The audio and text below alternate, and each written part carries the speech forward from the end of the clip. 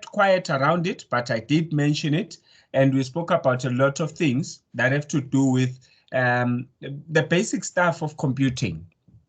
What I kept quiet about was, I want you to take this opportunity as well as a revision class for Introduction to PC, and you should also be able to, after this class, go and submit your Intro to PC, what you call assessment. 117925, the very first assessment. You should be able to go and conclude it there. But of course, there's still the Outlook part that you need, and I think we will be covering that next week, unless they decide to cover it tomorrow, but I believe it will be next week on Monday. Now, moving right along from here, we spoke about a whole lot of things, and I remember looking for a picture of a motherboard. I mentioned a motherboard sits right under your laptop, your keyboard on your laptop. A motherboard looks something similar to this. Have you ever seen a motherboard before? It is the board that looks something similar to this. Oosh, that's a very ugly image, I'm sorry to say. It's very ugly, I'm even scared. This is even a better image. Do you see the image currently on my screen, colleagues?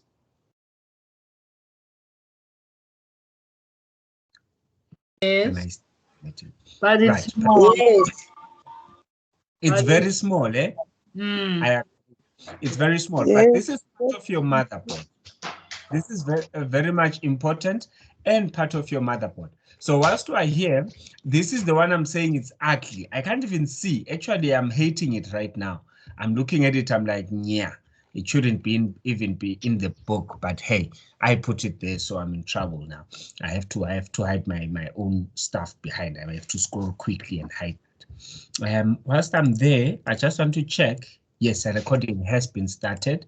Whilst I'm there, I'm also seeing, okay, so Annette is saying yes. I hope, Annette, you are hearing us now. Annette was saying there is no sound. Annette, please do confirm now you can hear us. We are interacting, Annette, and I'm having a conversation with you guys. Now, also I'm seeing Mr. IT check. I can't type messages in the chat box. Please check my profile, Mr. IT. I trust you.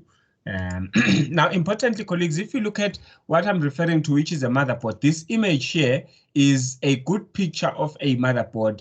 And I think this is only a small part. And as far as our learning is concerned, this is a ROM, read-only memory. So let me hit it whilst I'm here. This is the chip that stores your computer settings. So if you look at it, it does look like a computer chip. The chip itself, which is the black part, it's pinned by many pins all around, golden pins. It's your read-only memory. That's your ROM. Okay, so in the Introduction to PC assessment, I think you were asked what is a ROM and you explained it. That's what it looks like. So it basically is the setup for your computer. It stores both your computer settings in terms of switching on your computer, switching off your computer. It talks about your BIOS, which is basic input-output settings or system. What it does only there is your computer accesses or reads, if you can check that particular definition there. It reads this particular chip and checks control procedure for switching on your computer. So it basically goes there and reads that chip, and then your computer is able to function. If you remove that chip, your BIOS or your ROM, you will not be able to switch on your computer. What is an expansion card? Is there anyone that wants to explain or assist me there? What is an expansion card?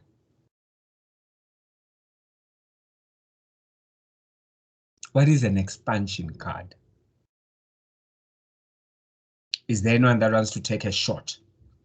Expansion card. It's this image you're seeing on the right-hand side there. Is there anyone that wants to take a shot at it? How many of you have played TV games before when you were young? Okay, I'm being gender specific now. I don't think everyone played TV games. Let me see.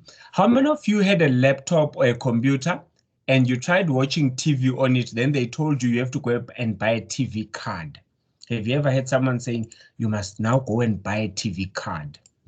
Is anyone that has ever been told something similar to that? Yes, that I remember. Someone told you, go buy a TV card. Okay, at least Refilwe was told that it helps. Now, computers come with standard features, colleagues. Any feature that is not standard on a computer, a lot of times they ask you to go and buy an expansion card. So an expansion card basically broadens the features that are currently installed on your computer. So if your computer was supposed, I'm setting an example, if your computer was supposed to be a computer you use for for typing and presentations and schoolwork and things like those, and then you decide you want to use your computer for extra features like playing games, watching TV, and other things, you add that feature using an expansion card. You are expanding the functionality of your computer. So if your computer doesn't connect to a certain printing device, maybe, or you want to connect your computer to your car, which is something that many car mechanics actually do. They add an expansion card to their laptop so that they can read car engine controls and determine what the car issue is from their computer. Some cars, well, most cars have a cable or a connector that connects them from directly on the computer. They call it, what do they call it? It's a computer box. Yeah, your car has a computer box. So they're able to connect your laptop or a computer to a computer box that is in the car. There is normally a cable for that. So those features will not come naturally, or when you buy your computer by default, it will not play. So for instance, you can't watch DSTV on your computer there. But if you buy a TV card, you can connect an aerial to your computer and your computer can behave like a TV. You've added what? A functionality. How did you add a functionality there? You expanded, or you added an expansion card, and then it goes into a slot in your motherboard. And then devices like printers, TVs, or TV features are added to your computer. There is an extra feature that is added to your computer there. Random access memory. This is what I spoke about on Tuesday and said the storage and memory. Now RAM, random access memory, basically says, let's store data whilst we are working on this particular instruction, or whilst the computer processes data. That's where the instructions are stored. That's where work is done. So it's your memory. It's your memory. It's not storage. You cannot store music on the RAM. You can only store music on the hard drive, USB, or any other storage devices. CDs, to be relevant in this class, we can talk about records, videotapes, or taping devices, cassettes. That's where you store data. But RAM basically says it's memory for the computer to be able to work, because the chip does have internal memory called cache. Now, when we say cache, if we read it the way that it is in English, it's written as cache, but when it's pronounced, we say it's cache. I am not French. I want to believe that the word was taken from French. So on top of, or on board of a processor, a CPU, there is what you call a memory location or area. It's called cache. And unfortunately, we don't want to go into that. And then it's what the memory or the processor uses to process instructions, but it's too small. Then what is added on the outside of your processor is a RAM. And the RAM then acts as extra memory for your processor. So RAM, processor are together, not hard drive. RAM, processor are together. Right. I want to, Mr. Mdu, are you there? I want to bring him in here. He must help me. There's and I'm going to confuse a lot of my colleagues. Mr. Mdu, are you there? There's that location in the hard drive that we use as RAM. What do we call that location, by the way? You're able to take a small piece of the hard drive and make it RAM. What do you call that feature, by the way? We can make a simple piece of Can you A repeat? small location of the hard drive. We use it as RAM. What do we call that small piece? Remind me here. Is it virtual memory? I'm trying to remember. I'm also trying to remember, sir. Yeah, check it out for me, sir, and let me know. I think it should be virtual memory or something like that. But it's an extension of your RAM into your hard drive space. And what you are making your hard drive do there is you're making your hard drive play some sort of RAM functionality, and it makes your computer a little bit faster. Okay, I went very quickly through the input devices, which is a keyboard and a mouse, and I'm rushing to get to these devices, which is what we want to talk about today under Unit Standard 7785. Colleagues, do you have a scanner in your office? Do you have a scanner in your office? Talk to me, colleagues. Yes, we do. Yes, we do. Well, what do you use it for? To send documents that we want to email. If we have a signature and we don't have a signature on the laptop, to put it, and then we type, print, and then sign, scan, send it to the department. We're always sending things to the department. So you need a scanner in your office, right? Yes. Now, thank you, Refilio. Colleagues, help me out. What other devices or office equipment do you have at work that you use almost well daily or weekly, whichever the case may be? What other office equipment do you deal with at work? Office equipment. Printer. We've spoken about a scanner. Yes, there's also a printer. Yes. I agree. What else? Photocopying machine.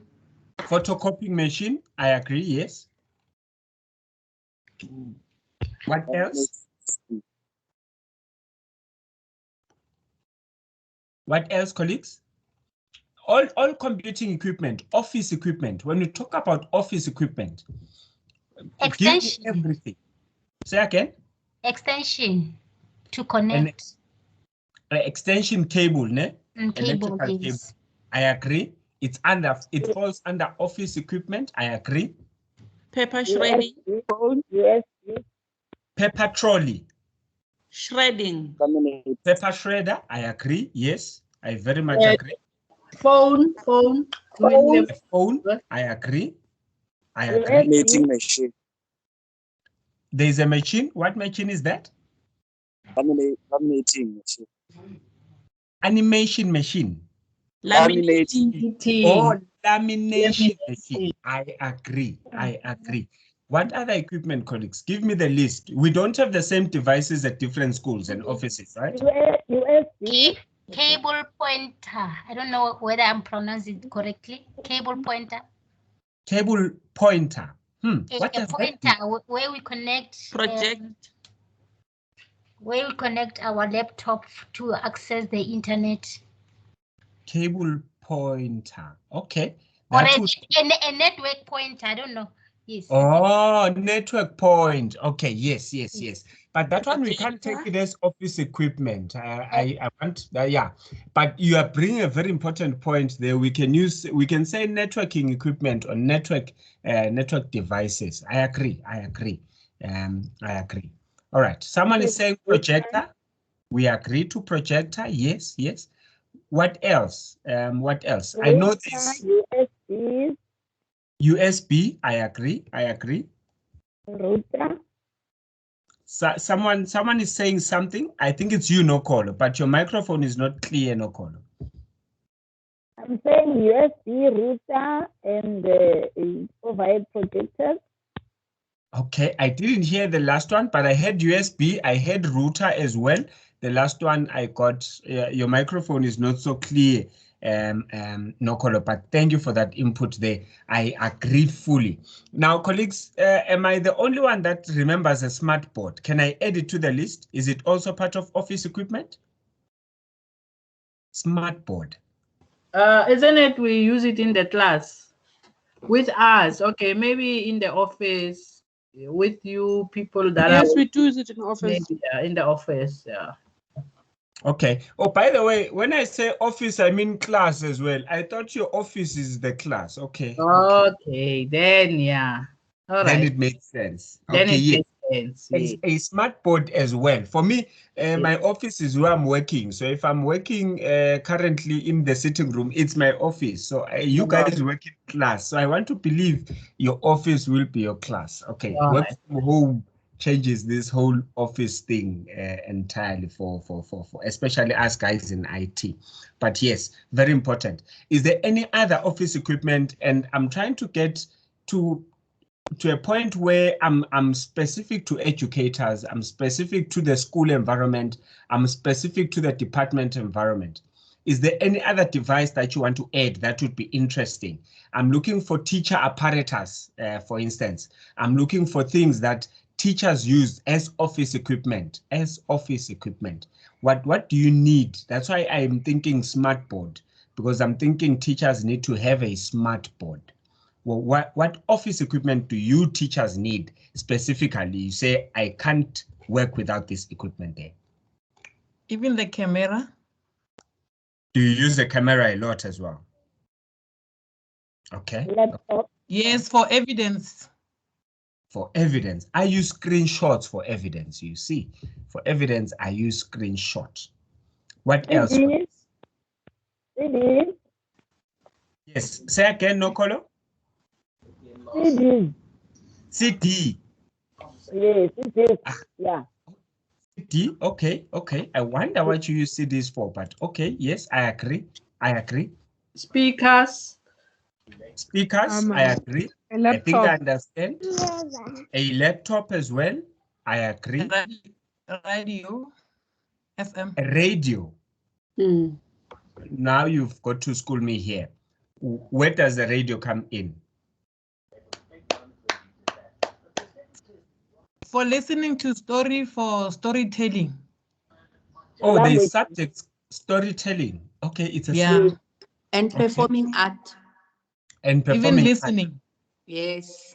For listening sessions as well. Yes. Okay. See, even if you are teaching them drama, you have to make them listen first to drama and then you teach them. Wonderful. Right. You will see later when you talk about the unit standard 7785, it might sound like I've gone out of topic here, but you will see when you talk about all this office equipment under unit standard 7785, then we look at safety ways of using these devices. We look at how to make sure these devices are used effectively. One thing that we need to say, and unfortunately, we are educators in government, but if a company invests in devices or office equipment, they sort of look at value for money for buying that device. They want to make money out of, if they buy a car, it must be a car that would help them make money. If the car is for just driving around the CEO or the principal, then they don't buy the car. But if the car brings back money, so we talk about it in that fashion, we bring it together, how do you use it effectively? And effectively for many businesses means making money. How do we use it in a safe manner and things like those? But yes, I haven't gotten there, although I've started giving you direction as to how we're going to get there. I want to just ask, under unit standard 25883, I want to check, what would you consider out of the devices you've listed? Which one is a peripheral device? Out of the devices you've listed, which one would you say is a peripheral device? You can catch, attach the computer.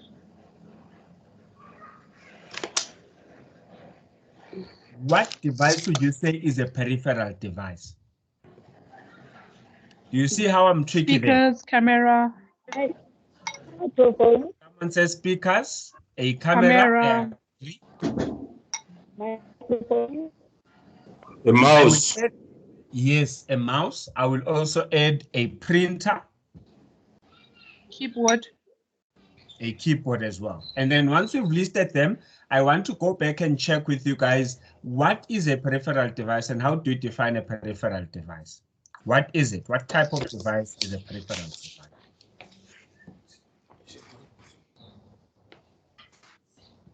Any takers? Hi, Kola. Yes, sir, go ahead. Is any device that you can attach to the computer, to your PC? Okay.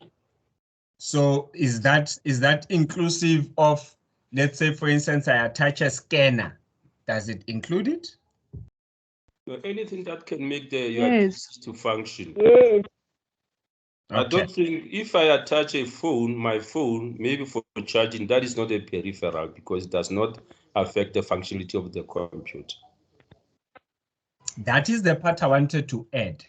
So rather than adding to the functionality of a computer, a peripheral device is meant to assist you perform a certain task.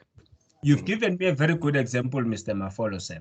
So if you look at a phone connected to a laptop so that it can charge, you are actually using the laptop as a charging point. So the phone does not become a peripheral device. But if you look at your phone and your phone will ask you, do you want to enable data exchange between your phone and your laptop? And then you click yes, enable. Then your phone becomes a storage device. Then now your phone becomes a peripheral device. Am I making sense, colleagues? Because now you are able to add some files from your phone to your laptop or from your laptop to your phone. Peripheral devices. Mr. Mafulo? I said that's correct. You are quite correct. Okay, thank you very much. So very important. I appreciate this example because I wanted to add, you can connect all these devices to your laptop, but in actual fact, they are not a peripheral until you are able to use it to perform a certain task. So a peripheral device is a device connected to your laptop that will assist you in performing a certain task. Very, very important. Now, someone talking to me? Yes. I'm saying in other words, peripheral is the device that connects to the computer and makes you be able to work with the computer. I think I want to agree with you, Nokolo. Your microphone is still muffled, Nokolo. Are you able to maybe, are you using your phone, Nokolo, or are you using a laptop? There's something wrong with your mic. It's a struggle to hear you, but we can hear you. And I appreciate your input. I'm using a laptop, but I'm not working from my phone. Okay. And then there's colleagues of mine. Sietsi, good afternoon. Do you want to greet us, Sietsi? Good afternoon, Kola. You are unmuted. Do you want to tell us something, Sietsi? Do you have a question for me? Okay, Tsietsi is I think she had unmuted by mistake there, or she was giving us an answer earlier. Thank you, Tsietsi. Good to hear you are back. Tsietsi is one of the colleagues that was away. She wasn't feeling well, but I'm glad to see you are back, Tsietsi. Now, thank you, connecting peripherals, we're looking at devices or ways that you connect your peripherals. And importantly, I'm fetching what we call ports. I want to fetch the device called a port. So a port is a point of connection on your computer. So if you look at ports in terms of Durban, Cape Town, and the ports that we have in the country, what happens at a port is ships from outside of the continent, outside of the country, are able to bring stuff into the country at the port. Now, a port is a similar feature on a laptop. I don't know which one came first, whether the port of entry like the border gate to Swaziland, Lesotho, and other countries, or the port in the computer which allows you to connect a peripheral. I don't know which one is named after the other, but they do a similar thing. It's a point of connection for two interfaces. So one interface will be the peripheral, in this case your phone, and the computer, which is the other interface. These two interfaces are completely different. Your phone and your laptop are not the same. For them to connect and come together, they need a port. I hope I'm making sense. There's a few things that we talk about here, and I want to highlight them as well, because that's rather my focus this afternoon. And I'm about to finish the unit standard 25883. I want to emphasize dealing with these ports, when you connect any device, in the book they say do not force the plugs when connecting peripherals. Some of them have tiny pins which can easily be bent or broken. Now, importantly, align the pins and the holes carefully before pushing the connection in firmly. So these ports, colleagues, are very crucial and critical. What it means is, one, I will set an example with the laptop AC adapter port. So if you're connecting your AC adapter, which is popularly known as the laptop charger, you connect it nicely there. But if you don't connect it nicely, you get a spark between your laptop and that AC adapter. If you don't connect it nicely, and by the way, if you disconnect it and leave it hanging right outside the port, I'll tell you now, there is some electric force between that particular port and the charger. If you just pull it out like a little bit and leave it there, the electricity between that particular AC adapter and that pin has a tendency of coming together. Let me give you a better example. If a strip of hair joins in and it conducts electricity between the charger, which is what is popularly known, and the laptop port for the AC adapter or charger, there might be a spark there. For instance, it might start a fire if something falls in there, and I'll set a very disgusting example and say if a cockroach falls in between those two ports, because you've left the charger connected there and then a cockroach crawls through or a spider goes past and it's zipped by the electric force there, you might start a fire. I sound like I'm being funny, but this is what we need to talk about. So if you disconnect a power cable from your laptop, you need to unplug it from the wall completely to show that you are done charging the battery in your laptop, and also to play safety, avoid starting a fire. Now, what we are talking about here in this paragraph is how do you protect your office equipment? You need to be careful in how you use it. These are the ways that we say do not just push in devices just because you've got it right. And this is a USB port and this is the USB device. You just push it in by force. No, you are going to damage and break things there. Be careful on how you utilize those devices. Other careless ways of using office equipment, you get a scanner. Many people don't care. They just smash it closed. They put their paper inside. When they're done, they go caca. Then now some of the scanners in the office, if you lift the lid, it feels like some of them, I'm not sure if they're still connected with each other. You lift the lid and it denses and it's loose. You can tell this equipment has not been used in the proper manner or the proper way. Very important, colleagues, and I hope you are following and you are working with me in understanding this aspect here. Now we can talk about different ports. So a port, for instance, this one is a parallel port. Can be a port similar to this one. There are many. I can talk the whole week about ports. There's a serial port, which normally has 9 pins, serial 9-pin port. And you'll notice here what we've got is we've also got the connector that goes into that port. So we call this part a female port. A female port. Then the cable itself must be a male port or a male connector. So if you are going to then connect these two, they must be the same. The outer shaping, which you will see here, is not rectangular, but it's shaped like a pear or a pear. Yeah, I think pear is a better pronunciation there. The fruit, a pear. So it's shaped like that, but the pear here is cut at the top. So then your connector as well must be shaped like that. And what I'm seeing on the screen here, I can tell you now, this will not connect to that. So what are we learning here? Find the right connector for the correct or relevant port. So if you take this particular pin, actually this looks like it might go into this particular connector in terms of images.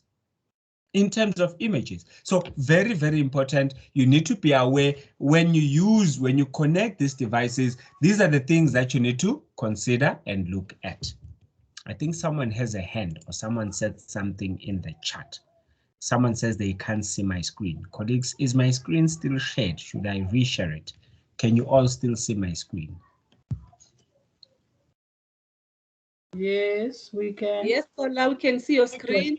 It's very clear. Okay. Thank you for confirming. I hope, Atalia, you can also see my screen now. If not, Atalia, let me know so that I can reshare my screen again. I think sometimes the network does take away the screen. It's nothing strange. It's not people's things there. Okay. I think it's the network. I can't see. I only see the names of the people. Okay, let me stop my screen sharing, Atalia, and I'm going to share it again. Do not worry, Atalia. Again, I repeat, I don't think it's your side of things. I'm sure it's a network thing in general. Okay, I've reshared my screen, and whilst I wait for that to be broadcasted across, colleagues, if you look at my if you look at my line of march, I want to do all the things that need to be done in terms of the first unit standard, and then nicely close it off to the next unit standard. Now, the other aspects we spoke about on Tuesday was the aspect of you buying a computer. So we agreed you need to decide on the purpose of buying the computer. That's one. Then we said, once you've decided on that, you go and you do your research around what is, you don't just look at your pocket and say, I've got 10,000, so I want a computer with 10,000. Then I want to just quickly give you more information around this topic here. So when you have decided, I'm buying a computer, I'll set an example for a student who is going to university. We also spoke about, sorry, is someone saying something? Represent the HIV and AIDS. Prepare to present. Mary, good afternoon. How are you, Mary? Yeah, I caught Mary there. Are you well, Mary? Yes, I'm well. Shem, I caught you, Mary. You were saying something about presenting for HIV and AIDS. Did you submit your assessment for PowerPoint, Mary? No. Yeah, you see, Mary. Should you do PowerPoint again, Mary? Did you have a chance to ask questions around it? No. Yeah. We'll think about it, Mary. Don't worry. You were unmuted, Mary, and I thought you were talking to me, but I see you were talking about the assessment for PowerPoint. At least you are not like my friends who are watching Van Damme when we're having class, Mary. That's better. That's better. Now, colleagues, so what I was saying is you basically go out and you decide, looking at what you need, the purpose of you buying your computer. On top of that, you then check if, setting another example, if you're buying it, excuse me, if you're buying it for a student who's going to university, right? You go and look for a computer, one that has a whole lot of storage space. You don't need storage space, but you imagine your child will need to, children play around and they need a lot of storage. Why? They want to put movies on their laptop. It's not only for school, but they want it as a toy.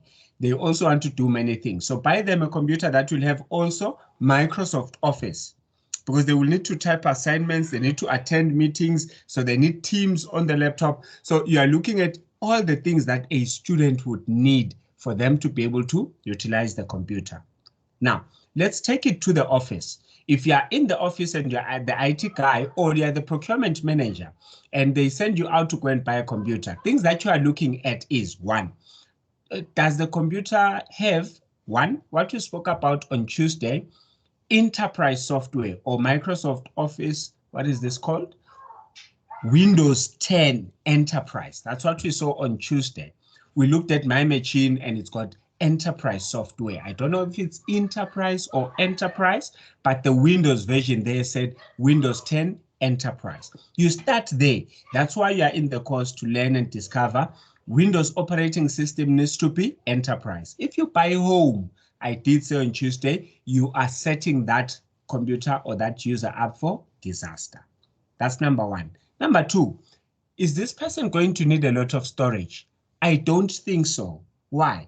Because in the office, in any case, we save on OneDrive. How many of you here know OneDrive and how to save on OneDrive? How many of you have seen OneDrive? I did. I think a lot of us actually don't know that we've lost our work. You think you've lost your work, but your work is actually saved on OneDrive.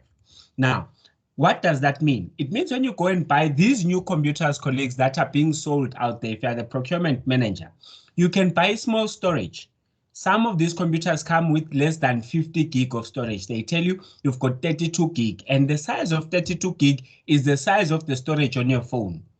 How quickly do you fill the storage on your phone, colleagues? If I buy you a 64 gig phone now, how long do you take to fill it up? If you give me that phone 6 months, it's full. They're marketing a lot of 128 gig storage phones nowadays because all of us will fill 64 gig in a space of about a year.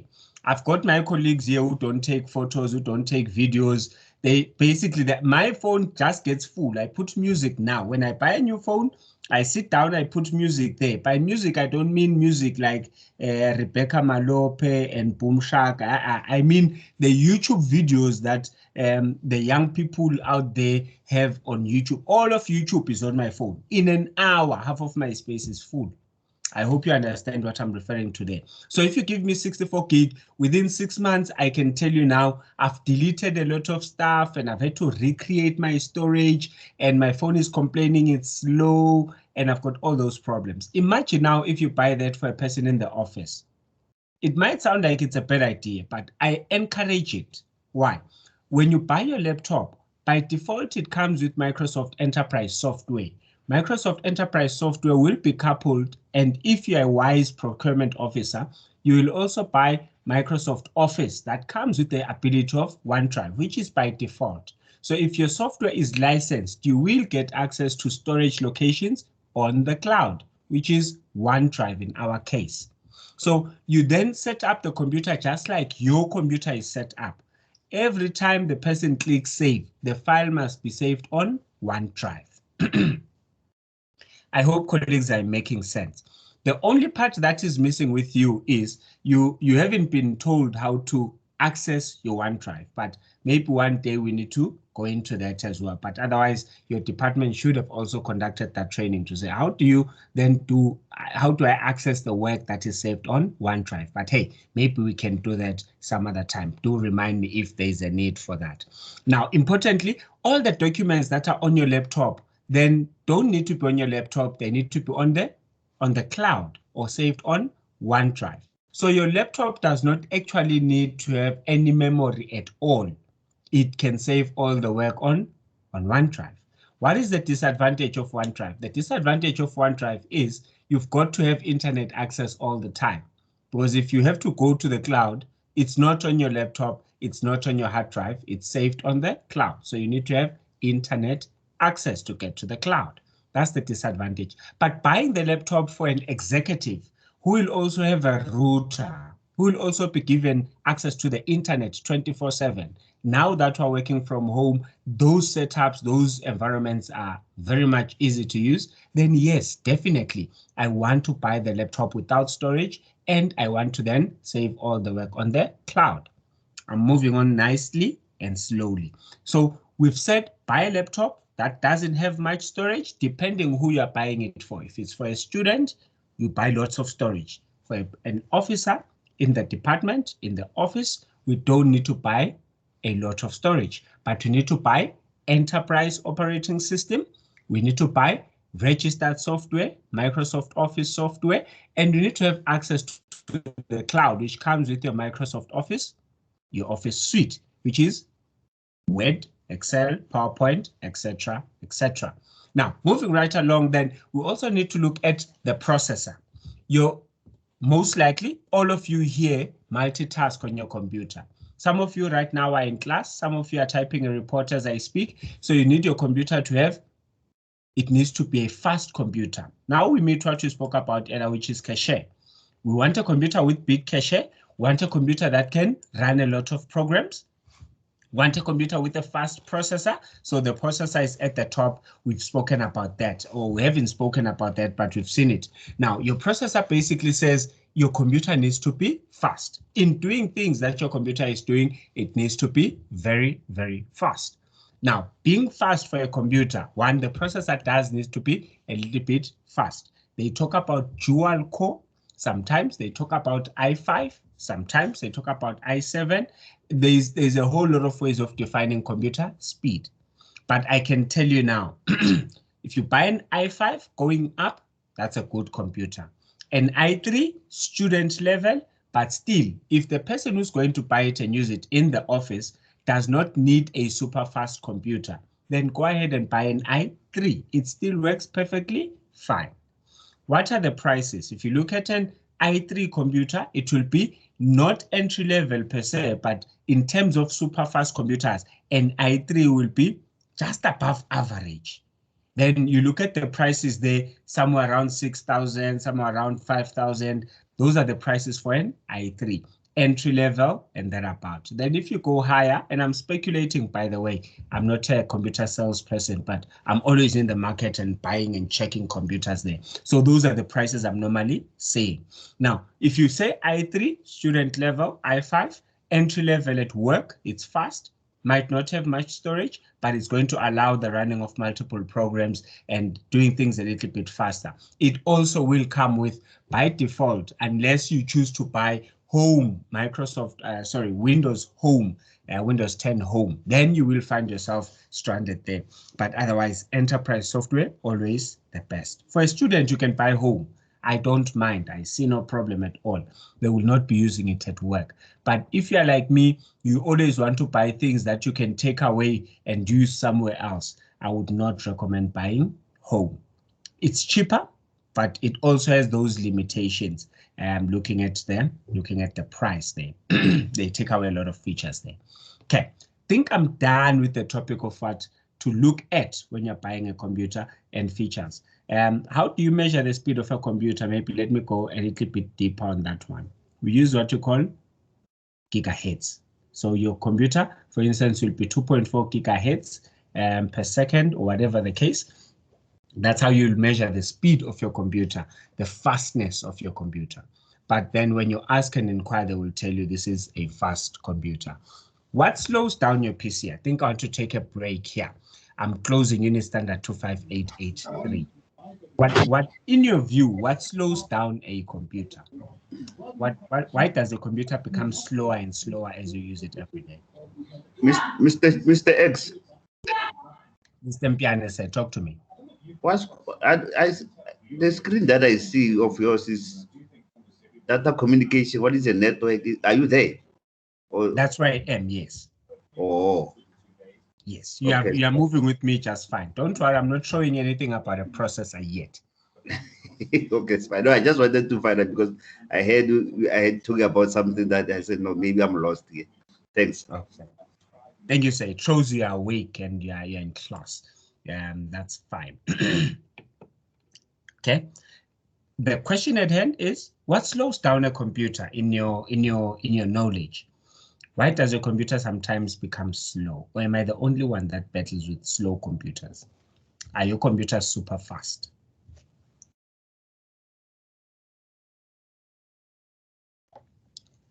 No takers. Okay. I will assume now someone starts. Hello, Tola. Good afternoon, Johanna. I think viruses can also slow down the computer. 100% agreed. Viruses, they normally log into your computer and they make your computer a little bit slow. Not just a little bit slow, but they get your computer very busy. Viruses get your computer very, very busy. They start working in the background and you'll never know what hit you. Network can make your computer slow. So what do I mean by network or internet access? You'll find that your computer is busy downloading updates.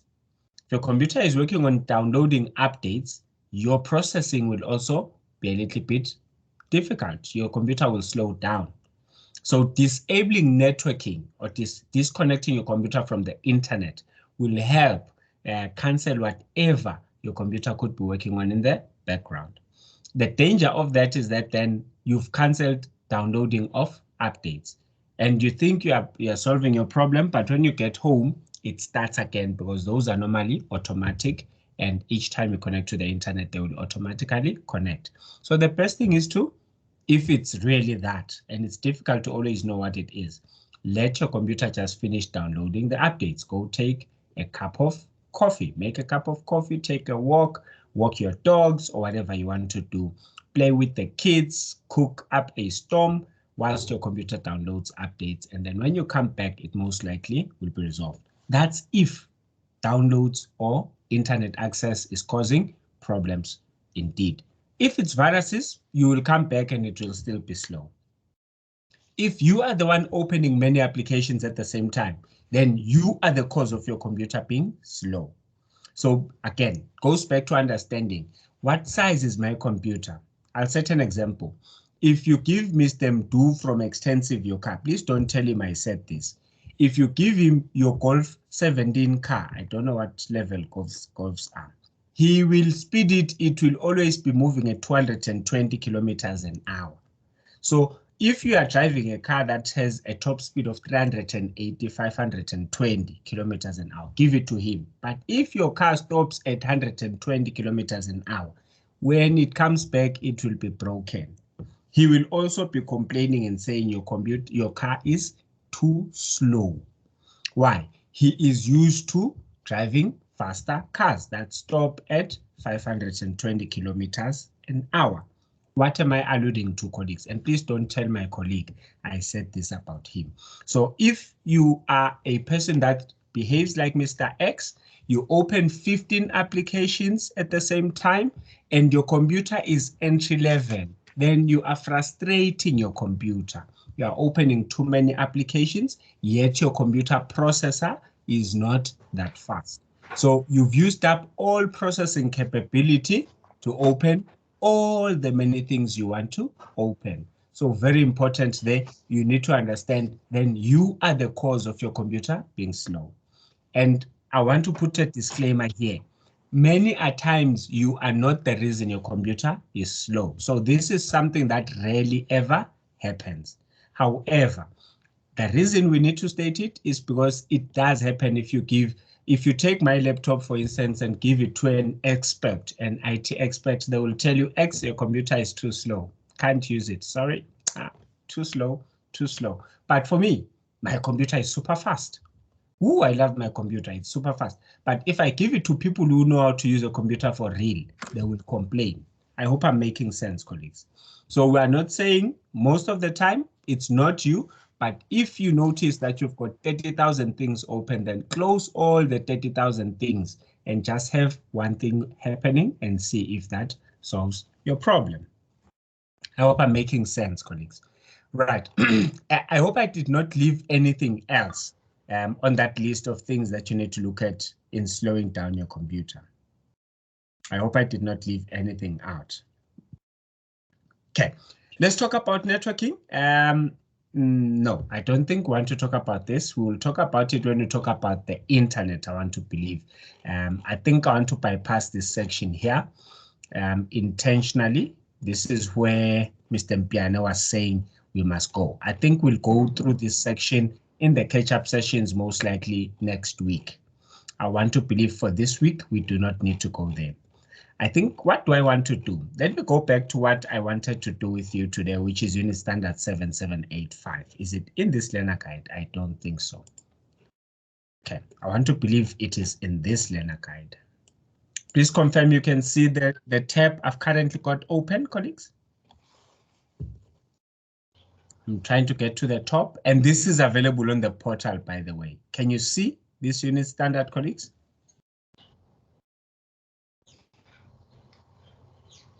Sibukwana, can you see my screen? Develop a strategy for maintaining office equipment in accordance with organizational requirements. Sibukwana, please confirm you can see my screen. Nah, Sibukwana is not there. Colleagues, Yes, I see the new screen. Yes, you can see the screen. Okay, so I'm glad. Yeah, I switched screen, so I was just making sure that you guys are still moving with me here. So this is the new learner guide, and I've already started introducing it. There's a lot we can say about this learner guide. It's very informative, and I would recommend to you guys, please do spend time those of you that read novels, can you make this book a novel as well? It's an interesting read for real, colleagues. And what it does is it then helps with what you've got to do in the office, and it helps a lot with what you've got to what you've got to take as precautions, looking at the work you've got to do at work consistently. So I've alluded to some of these things, and we'll go into it even further now, which is why I'm jumping to this unit standard quickly here. The company you work for. Okay, I'm trying to, that's not the point I wanted to get to. Where is it? Okay, anyways, in summary, what they're saying here is you've got some rules that you need to work on. One thing that they say is, if you're not an electrician, don't fix electronic equipment. That's one. Two, you've probably got a rule book for all equipment. Follow that rule book. Okay, then consistently, they're saying, you've got to have a first aid kit as well. You've got to maintain your tools, like in an operating condition. The list is very long. Here it is. Now, if you guys are basically using a lot of electronic equipment, you've got to sort of report equipment that you need in your office. Excuse me a second. I'm going to cough. It's not COVID, colleagues.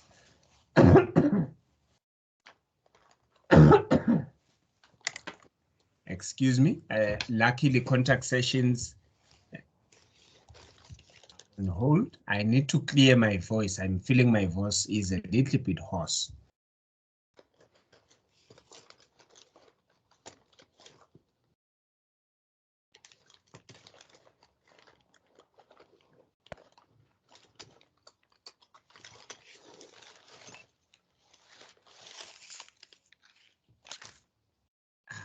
Excuse me.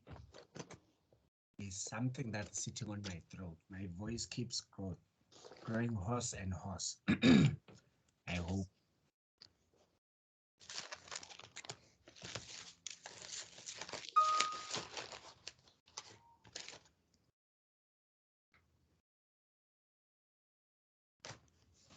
Okay, I think I'm back. No, I think I swallowed something wrong. As always, I'm having a coffee here, and my coffee seems to have gone down the wrong tubes or pipes there. Now, Jimmy is making fun of me. I'll get you, Jimmy. I'll get you, Jimmy.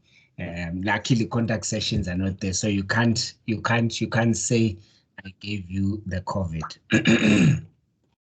Right. So going right ahead, colleagues, and apologies for that. I really needed to clear my throat.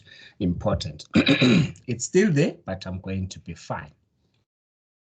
Now, if you look at the list that we've got here, we're saying consistently there's a few things that you need to look at.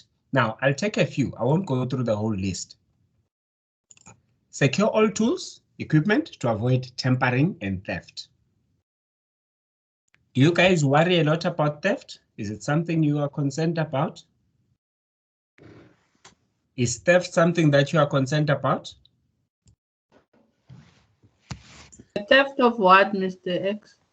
Office equipment. Do you worry about your office equipment being stolen at any point? Yes. Okay, so yes, that's one of the things we say you need to consider. So look at how do you resolve that one? I think I've seen some of the schools, you've always got a security guard at the gate. Yes, we do. That's one thing, right? So we say take measures, needed measures in that regard.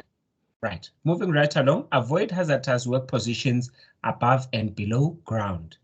So if you're going to be some of us are cleaning windows at the office. I've met colleagues in my training sessions that say, X, I'm not an educator, but I'm in your course. I'm office support, and office support, basically, you'll find yourself doing funny work.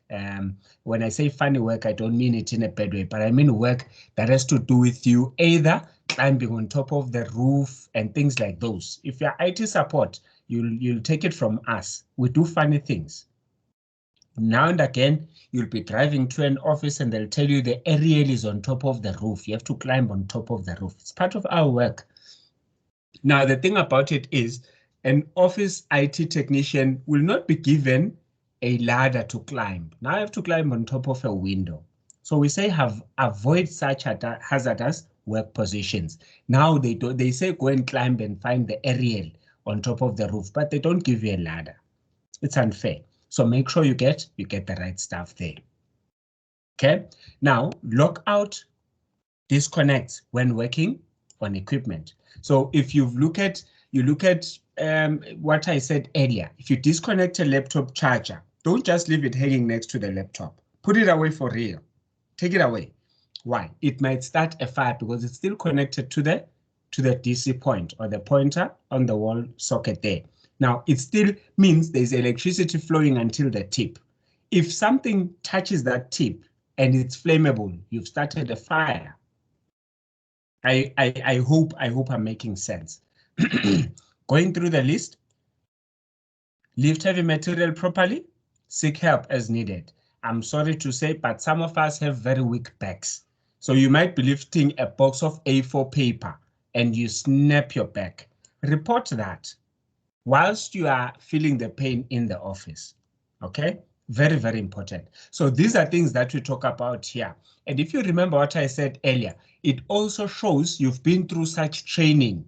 If you are going to come and say, you know, I have a paper cut, you tell your safety officer, I got a paper cut today at work. That must be logged and it must be recorded. Very, very important. It must be recorded. You reported a paper cut. Let me tell you why. Now we're living in COVID days. Tomorrow you come back and you say, I got HIV and AIDS from work.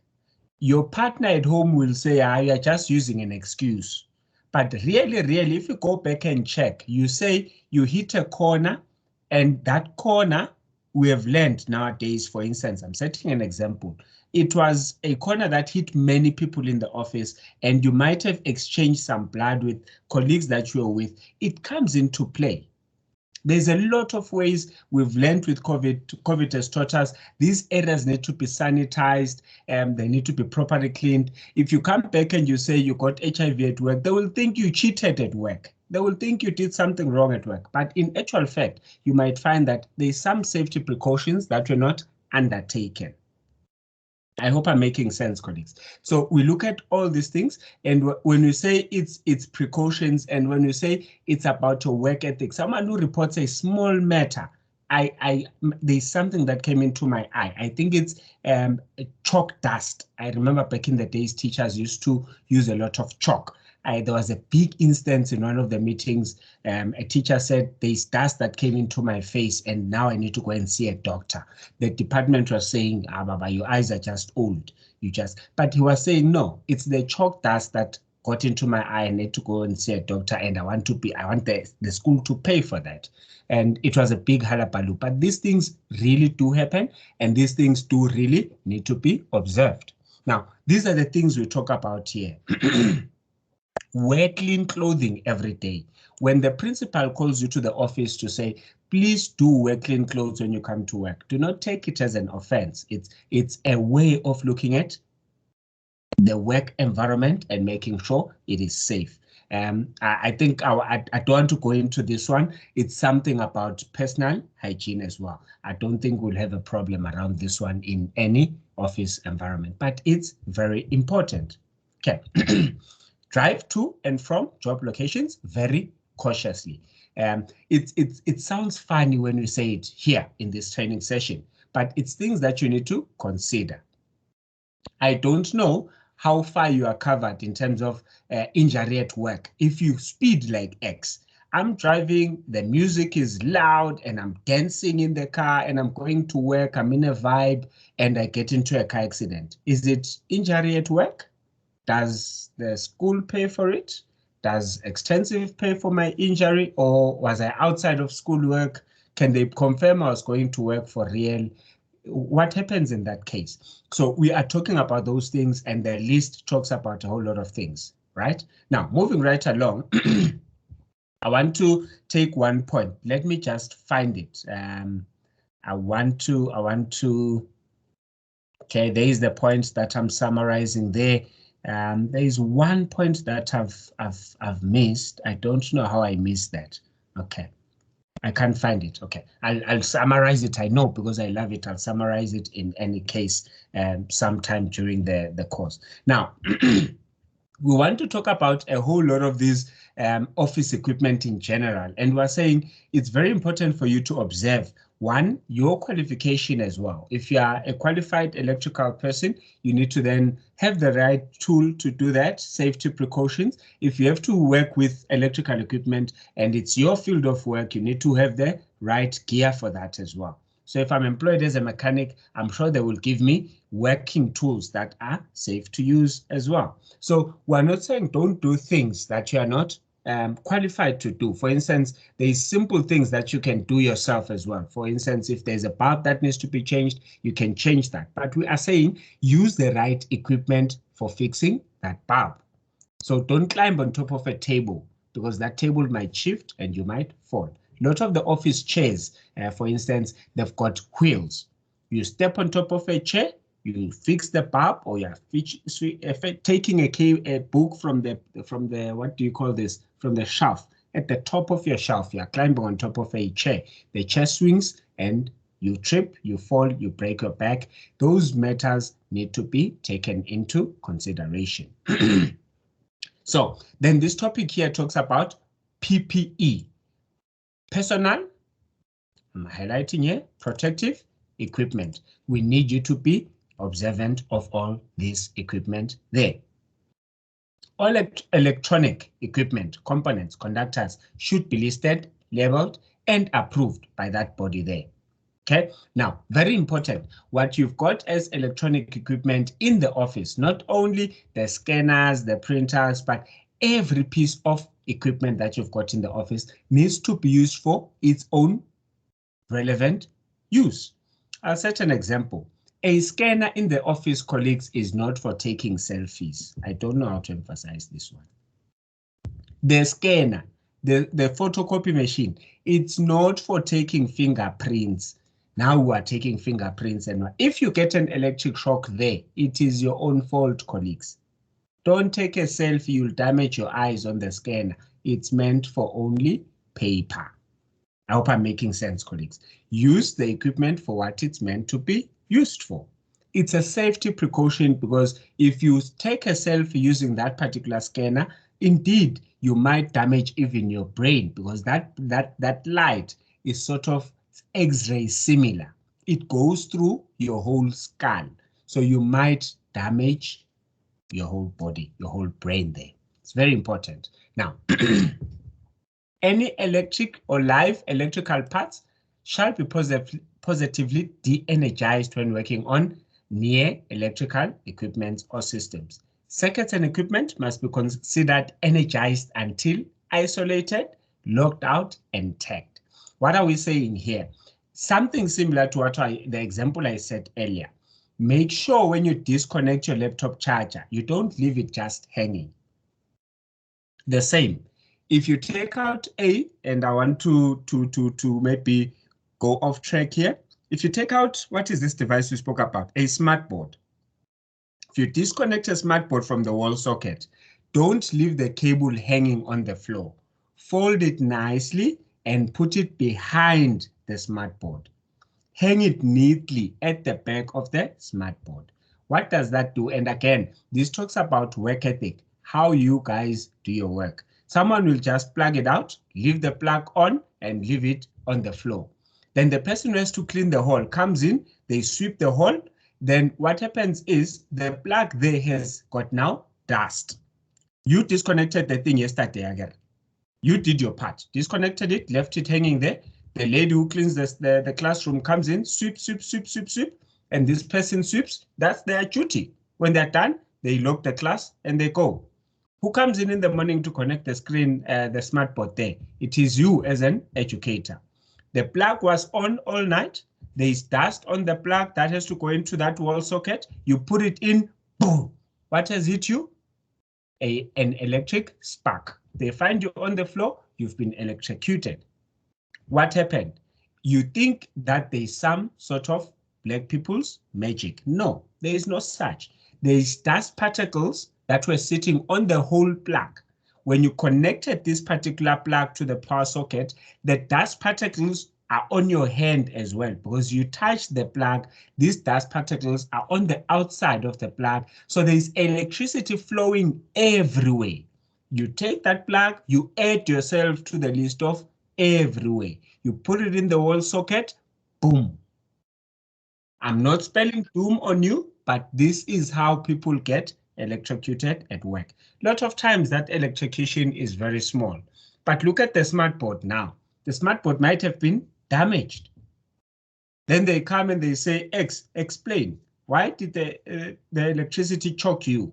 I don't know. There's an electric fault in the building. They investigate. They say the building has certificates and everything. Everything is fine there. What happened? They will never be able to get to the point that you actually left this thing lying on the floor and someone swept the classroom. The dust is causing the problem. You got electrocuted. You might not be dead or harmed, but the smart board needs to be replaced. Then they take it out of your salary. You start saying, they've always hated me. They've never liked me. It's because they know that I want to own the school one day. That's why they don't like me. It becomes a big problem. Where does the problem start? Started with something small. Colleagues, I hope I am making sense here.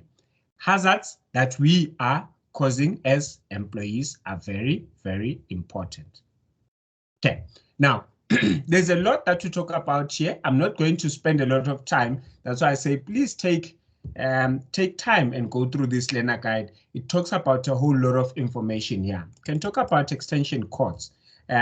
Someone mentioned extension cords when I asked equipment. What do you guys use extension cords for in the schools? Is there anyone that wants to take me through that one? What are extension cords used for?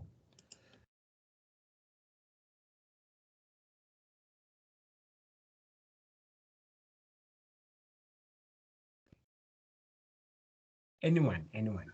Why do you use extension cords there? It could be the socket is not close enough to your working station, and therefore you'd need an extension cord. Is that the only reason? So it's the same as me. Is there any other reason, colleagues? Is there any other reason?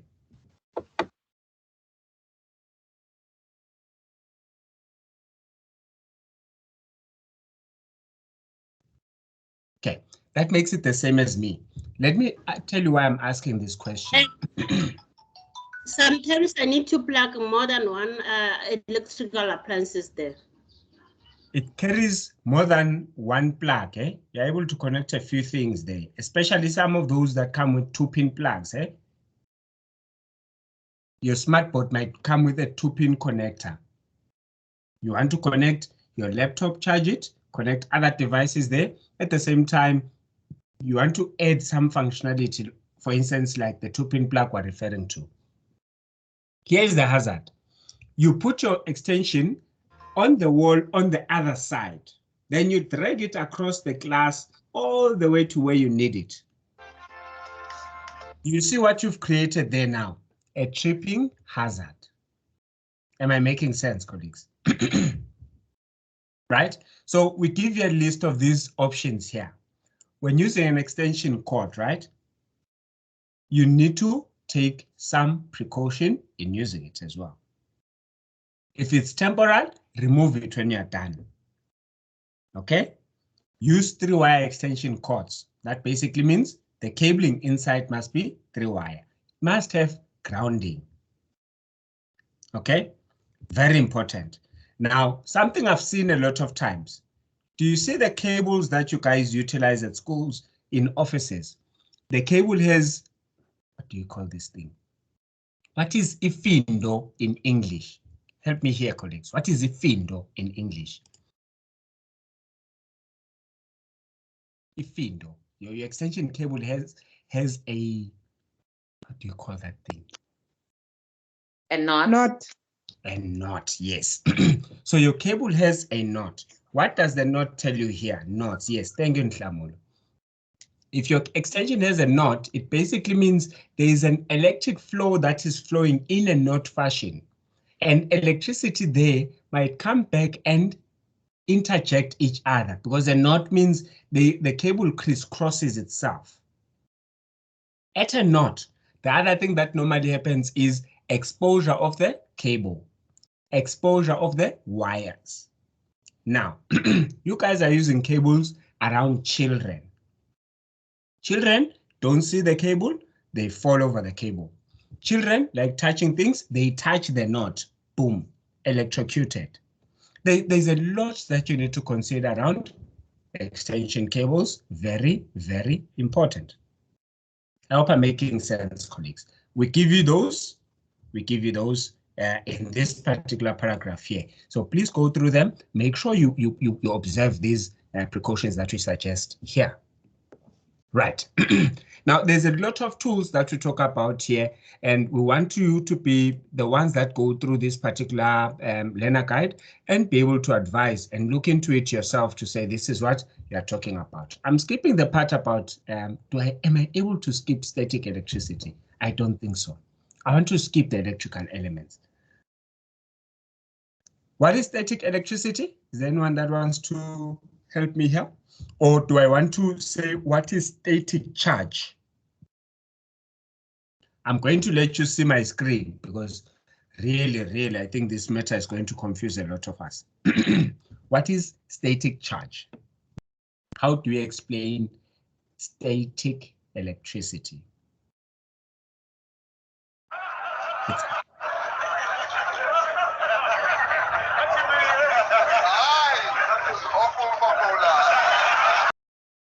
Shandukani.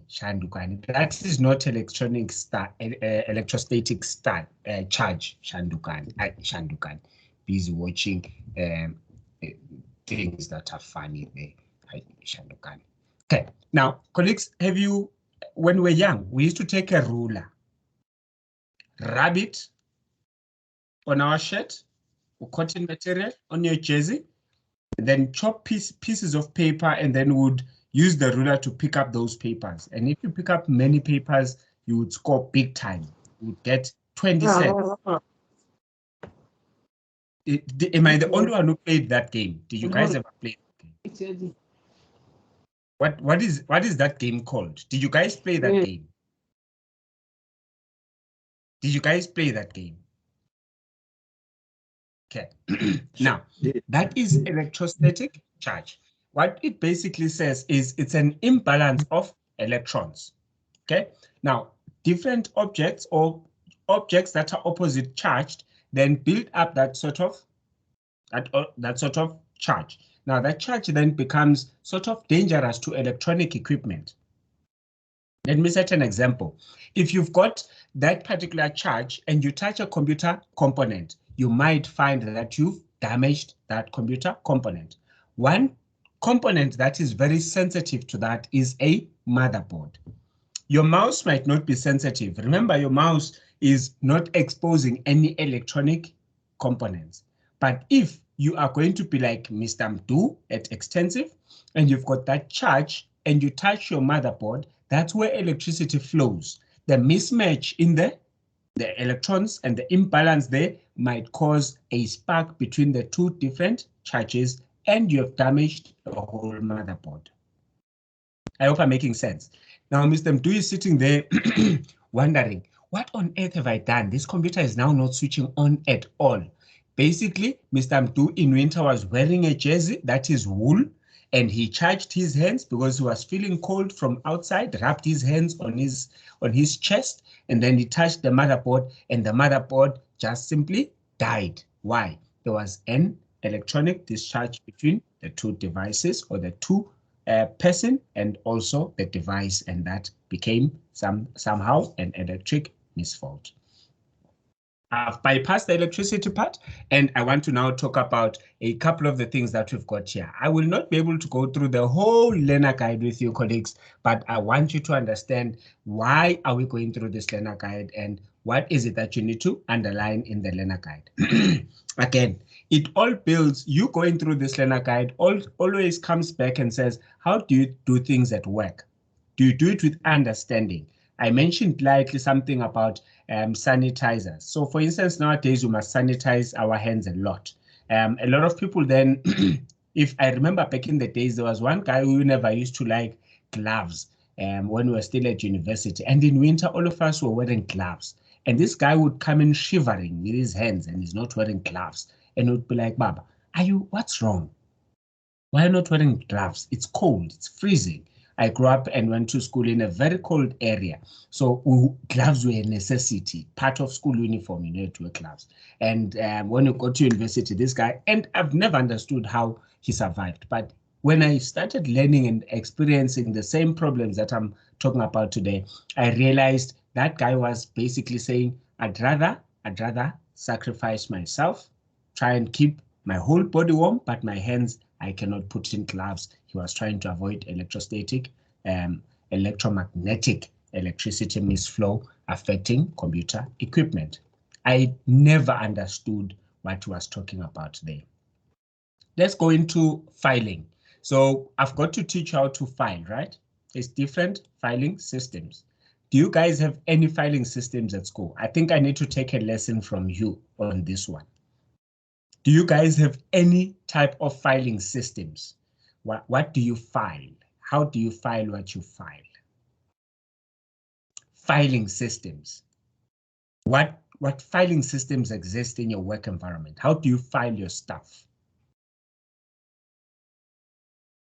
Talk to me, colleagues.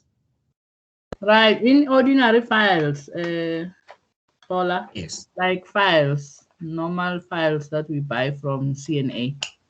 We put them there. And then also on SAMS. Sorry, refill it. I'm going to. And then SAMS also files information for learners and everybody else. Where do you put these files? Do you put them in a drawer? Do you shelf them? We shelf them. We shelf, yeah. Do you have filing cabinets? What do you have? Yes, we do have filing cabinets. We have shelves. Yeah, I think so. That's how we file. But any school environment has got loads and loads of files. We need to keep things in files. Is that so? Okay. Wonderful. Thanks, Refilwe. Is there anyone else that wants to chip in here? How is the filing system where you are at school? How do you file stuff? Refilwe has confirmed to me that indeed you have a lot of filing to do, but how do you do this filing? Talk to me, colleagues. Is there a different filing system that you use, a unique filing system for your school or your office? Is there any such a thing? Okay, I'm seeing silence all around. Okay, I'll go by Refilwe's understanding. Now, if you look at filing systems, they're very different. Johanna, do you want to give input? I think we are filing the same way. Cabinets full of files. Okay. Now, those files, Joanna, in which order do you put them in? Is it according to marks? Those that pass well, those that fail a lot?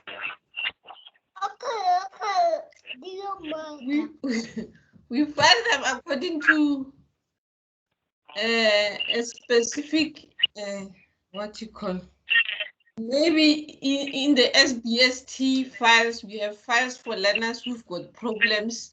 We sort them out according to specifications. Okay. And then I want to agree and say, I wonder what an SDT. One day I must be a teacher, I tell you. Thank you, Joanna. Thank you very much.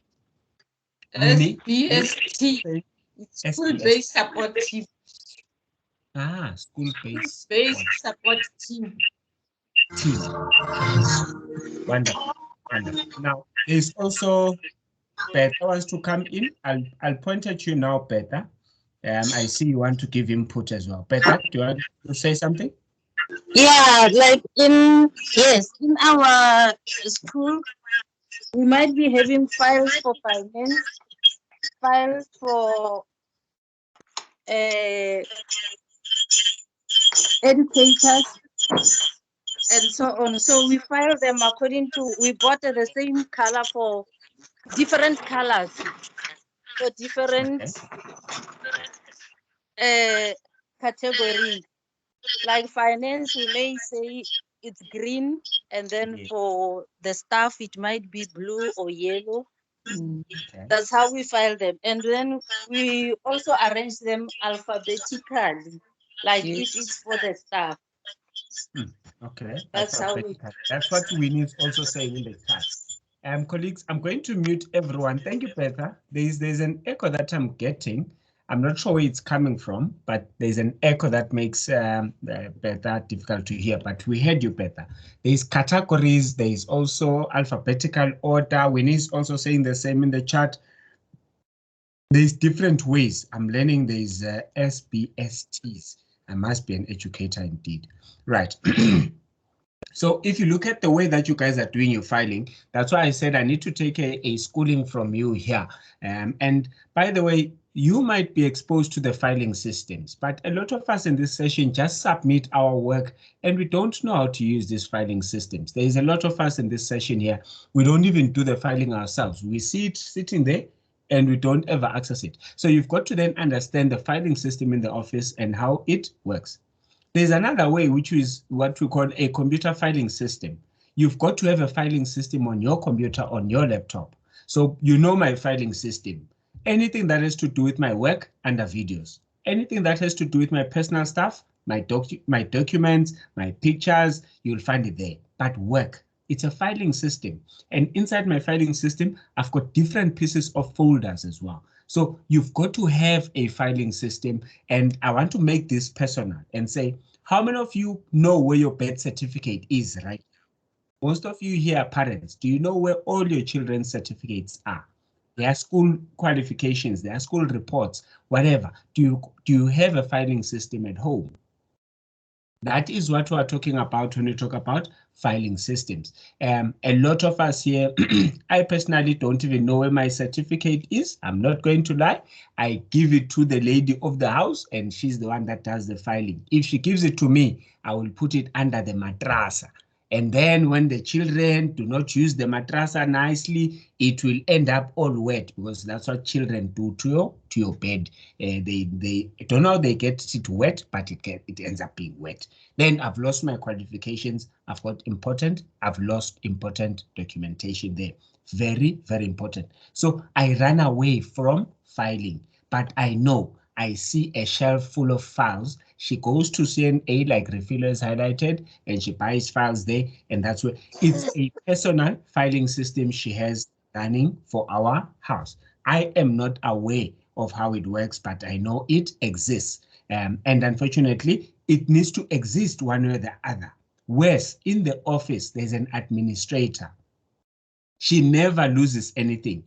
If Mr. X wants to go and buy a device for the computer, I simply go and ask for the company to buy it, and she makes me feel signed and everything. One day when I resign, I will be told to bring back all the things that I will have requested for and the company bought, and I must produce all these things. She's got a list. She was showing me the other day. X, you've been here for so many years. This is what you owe us. This is what you owe us. This is what you owe us.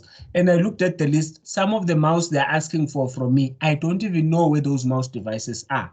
And they will be requested from me. That's the filing master in the office. The administrator has that. She knows where what is, even on her computer. Whatever we scan and send to her, she's able to give it back to us. You need to have a filing system. It needs to work for both yourself and the rest of your team. I need to ask something.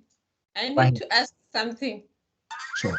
What if I do my filing system on the laptop? You know, laptops and stickers get lost sometimes. Okay. And then I don't have Hey, I'm babysitting here. Sorry. I don't have files to put in those things, and then my computer get lost. What will happen? Okay. Very crucial and critical question, Johanna. So very simple. A backup system needs to exist. So I'll set an example. Every paperwork that you submit to the office, this is how I do it. I've got one big file that is disorganized, but anything I sign at work, I ask for a copy of it. Whatever, even if they say sign a disclaimer, I sign. Then I ask for a copy with everyone's signature. There's a big fat file that I've been filling up with signing from the office. That's my backup. So if the company comes and says, X, you signed, I go and check in my own file and see I've got a backup of what I signed at work and it's there at home. I've got 2 contracts. When I sign employment contract, there's one that goes to the office, there's one that comes to me. I don't throw it away. File, big file at home. That one is my file. I call it the main file. Okay, it's disorderly. It doesn't have alphabetical order, but it's a file. It's there. It exists. It's difficult to find something in that file, but it's there. It also acts as a backup from the office to the house. That's one way. So you must have a manual backup of your files. 2, anything that now you sign by paper, scan and email to yourself. Let me tell you why. Most of your emails, and if they are company emails, whether Gmail or company email, actually, I'm finding that it's the same. The emails that you are sent to your laptop, they start by going to the server. We've got what you call a mail server. They are saved. They go to the mail server, then you download them from the mail server. So the emails on your Outlook is actually emails that are saved also on a server. You've got a backup of some sort. So scan and email it to yourself. Anything you want to save, keep. 2, we spoke about it earlier. Anything that you want to save, keep, you are afraid of losing your computer, email it to yourself or save it on the OneDrive. That creates a backup option for you not to lose your files. So this is all part of the filing system. I appreciate your question, Joanna. It's also very critical. Now, you've got to look into that. And that is what, when you talk about work ethic, that's what we talk about. You've got to have the filing system. You've got to have a backup of your filing system, and you've got to have backup systems. Speak to your IT guy as well. There might be a network shared drive. You might ask that they create a backup drive, a location where you can save documents if you are scared of losing them when you lose your laptop. So you've got a couple of options around that, and you guys have the IT department to sort of talk about that or ask around that.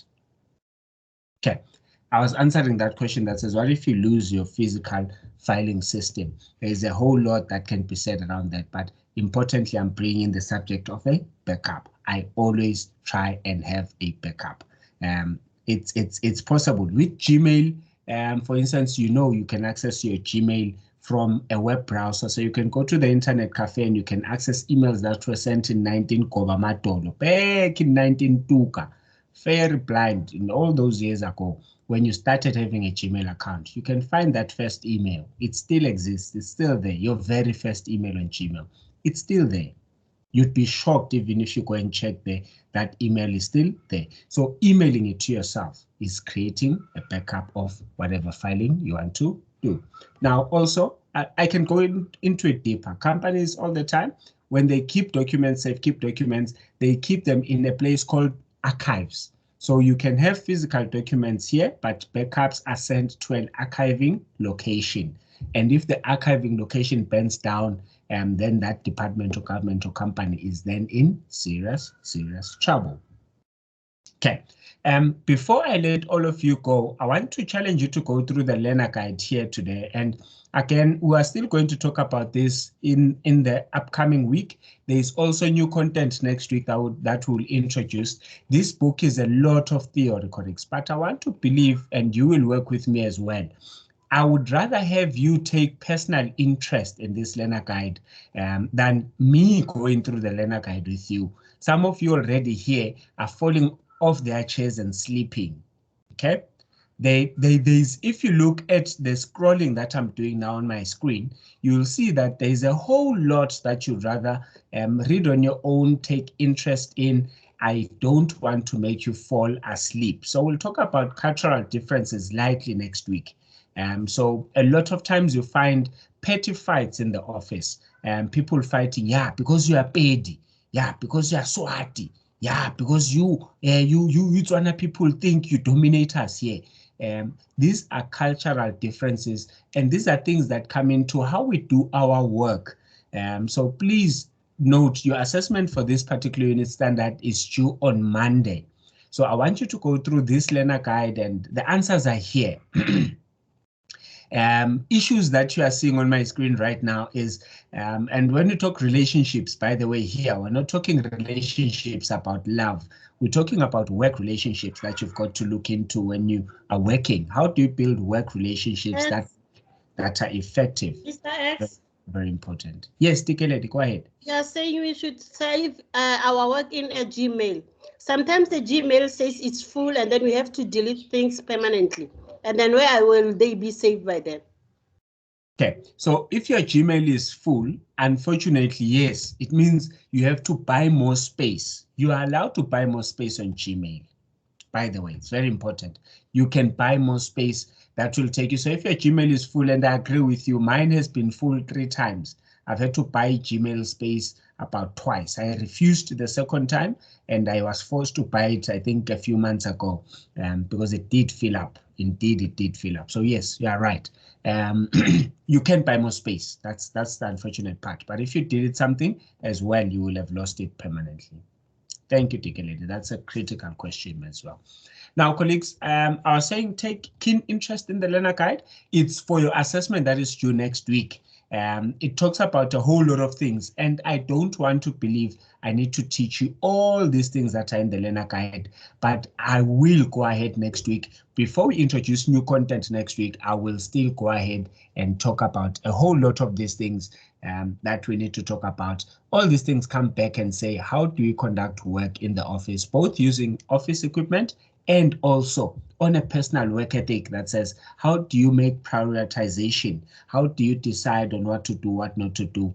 We talk about roles. How many times do you fight with your colleagues over that's not my job, that's your job, that's not my job? You go into a meeting and you fight. Yeah, no, the SGP said you must do that, but I'm not an administrator, I'm an educator. No, you are the HOD, you must do that. It's roles that need to be done in the office. How do we play around with all these things that cause difficulty in the work environment? And then eventually you smash a faxing machine because you are not the administrator, but now you are forced to fax some details. My time is unfortunately 2 minutes over according to my clock. So I have to stop talking here and say goodbye to you guys. Thank you for bearing with me. And I want to believe we meet again on Tuesday for most of you. But those that are still with us tomorrow for a catch-up session, we will chat again tomorrow at 9 o'clock. Good luck. Your assessment is due on Monday on these topics. Please do complete your formative assessment. Which setup are you doing tomorrow? I want to believe tomorrow is Microsoft Word. I haven't had a chat with Mr. Mdu. We haven't concluded that conversation, but I believe it's Microsoft Word. Mr. X, today we don't have a register. The register it's there in the chat. It's in the chat. It's there in the chat. My admin team, Mr. Extensive, please paste the register once more. Thank you, Mr. Chauke, for reminding me that one. I saw the register earlier, but I think it's important that we reshare it again. Thank you very much, colleagues. Cheers, everyone. You can say your goodbyes and we can call it a night. Good luck with your Bye. Bye. Bye. Bye, Tola. Bye, everyone. Cheers. Bye. Cheers, Bye, Mr. colleagues. Cheers, Nokolo. Cheers, CNC Nokolo. Bye, Kola. Bye, Kola. Cheers, Sophie. Cheers, Tulu Fellow. Malebu, Bye, cheers. Kola. Bye, Kola. Have a good evening, Tulu Fellow. Thank you so much. Cheers, Annette. Cheers. Bye, Kola. Yes, I'm smiling. Cheers, Nakwe. Bye, Bye, Mr. X. Bye, Kola. Bye, everyone. Bye. WhatsApp, please. Monica. I must went through what? I must drink water. Someone was Please register on WhatsApp, please. The register on WhatsApp. Okay. Register, and I'm not seeing it in the chat. Let me see if I can repaste it Also my It's style. there, it's there. Is it there? I'm not seeing it now. I'm going to, and I can scroll up. By Rifitlile. I wonder. Rifitlile, chess, TP. Chess, Johanna. Chess, everyone. Yes. Okay, cheers, bye. Cheers, Sylvia. Have a good evening, Okay, colleague. sharp, Cheers. bye. Paula, I can't find the register. Cheers, Figile. Yes, the register was posted a while back, but I'm seeing I can't scroll up. Let me I'm scroll trying away. to scroll up. Cheers, Mudao Dikeledi. I'm also trying to scroll up. I can't scroll up. I'm with you. I can't see it as well there. Yes. Can someone help us out Could you here? please send it on WhatsApp, please? I will try. They're worried about it being sent on WhatsApp, but I will try and get I us. I don't understand know the if worry on WhatsApp. I understand it, but then at the moment I can't find it here. yeah, I'm trying to get it pasted there. Can someone please help us paste it again there? We can't scroll up. We want to scroll up, but our scrolling stops. And then we Yes. can't. Can someone please help us with the register? Mr. Mdu, are you there? I think they've left me alone. They were like, this guy doesn't finish talking, most. We're leaving him. Thank you, Catherine. Thank you. Thank you, Catherine. Okay, Mr. bye. Kola? Paula. Yes, talk to me. Mr. Kola, Yes, talk to me. how many assessments are still outstanding? From who? From you or from us? From you. That's a difficult question to answer. We've got next week we're starting new content. Then the following week again we still have some new content. It's a difficult one. I don't know. I can't answer that. I would be lying. Really. Because But we I are know- doing formative 6 now. Yes. Between me and you, it should essentially be about 8 or 9. Okay. Between me Okay, and you, thank but you. if I'm wrong, then you must know I did say that I might be lying. Okay. Yeah, but Thank I want to believe they are either 6, they're either 8 or 9. Okay, Did thank you you. see the register? Is there? Yes, I did see someone. I think it's Catherine that pasted the register for us. Thank you, Catherine. Thank you. Okay, Catherine. thank you very much. Thank you very much. Hello, Kola. How can Trevor be a Hello. woman? Hello, Trevor. How are you a woman? Okay, Hello, yes. Kola. Yes, how are you? I'm okay, and you? Who am I speaking to? Yes. I didn't hear you. Say again. It's me. I see Trevor. It says I'm talking to Trevor. Kile, but you are locked in as Trevor. I'm fainting here. Oh, okay, Serious? no. Okay, no, never mind. It's someone else that's unmuted. I was worried. Kola, oh, Nahle. Talk My to me. icon, yeah, I keep at the memory stick, whatever. It's not there. I don't know what did I do with it. Well, we are looking for a memory stick. Hey, I can't find it. When I put the memory stick, it doesn't show. Can I show my screen and you tell me what must I do? Yes, go ahead. Go ahead. Please, share. You can share on top of mine. It kicks Oh, me out is it? when you share. Okay, all right. It Well, kicks Can you see here? Just a second, it's still refreshing. There are your emails. Yes, I can Yes, see. here, something is missing here. Where? More. Wabona ki Windows, ki search button, this one. And then there must be another icon here. The yellow one with the blue thing. Yes. You see. So part of introduction to computers, we taught you how to pin items to your taskbar. So you unpinned it. Now pin it again. I get it. Ile, utla patela coffee, chocolate cake. And let me tell you, I was doing my presentation dry running for province.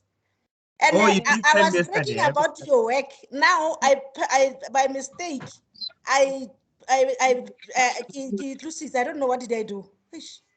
Okay, so now very, very simple. Click on Start and click on File Explorer. Oh, don't click on it, just point it. Click on Start. Or maybe a better way. Let's try and no, click. Where is your search there? You did something there. Where is your search? Correct. What's making? Yeah, Search click there. This one. Yeah. Now on type here to search, type the File Explorer. Do you see it there? Yes. Right click on it. To taskbar. Do you see pin to taskbar there? Okay. And tell me, what did I do? What did I do to unpin it? So right click on it. Do you see unpin? The last option at the very bottom. Unpin. Oh, this one. So if you click by mistake, click fast, then it will disappear. So you might have right clicked and clicked quickly, then it then removed it from there. You can. I was breaking with your work. They must give you bonus. I was presenting for head office, and I was playing with this thing, micro teams, and people were struggling, whatever. Hey, I'm telling you. You showed them flames, eh? I wanted to invite you, but I said no, let me not do it, because that's why I couldn't join for our session in the morning, because I was presenting. Okay. So I think I remember you saying yesterday that you've got to prepare for this one. Yes. I'm glad it went well. It went well, and thank you so much, Che. Thank you very much. Don't worry. I know, and I'm going to come and collect. I know I'm going to come and collect my coffee. Definitely. Okay, right. Thank you so much, Cheers, Colin. Thank you. Keep shining, and we appreciate the feedback. It's all Keep because shining. of you. It's all because of you. I'm telling you, it's all because of you. Thank you very much, Gile. We appreciate the All feedback. Right, colleagues, I've reshared the register. I'm seeing some of my colleagues are still asking for the register, so I've reshared it. Thank you, Sophie.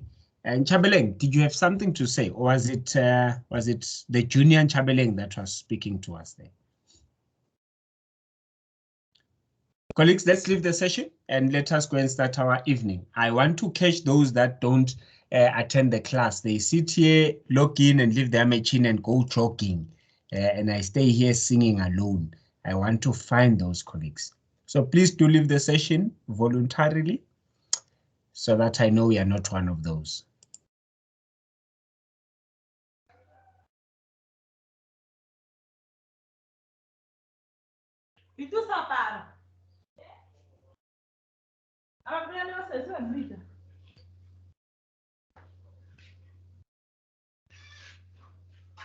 Chabeleng, are you talking to me?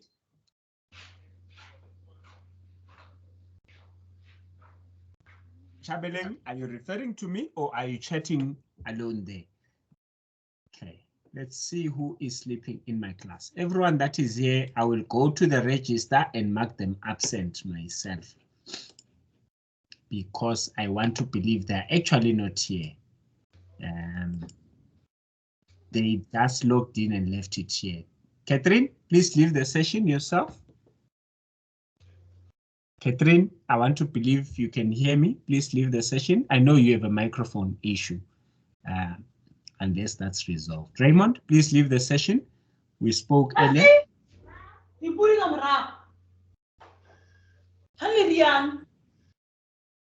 See, people are in Chabeleng, busy cleaning the house, but they're in the meeting. Chabeleng. I'm in. Do you have a question for me in Chabeleng? No, I'm sorted. You are fine. Yes. Are you ready to submit your assessment on Monday? Yes. How far? Did you finish the first part of your formative at least? No, still busy with it. Your portal sorted, issues there, nothing. Sorry.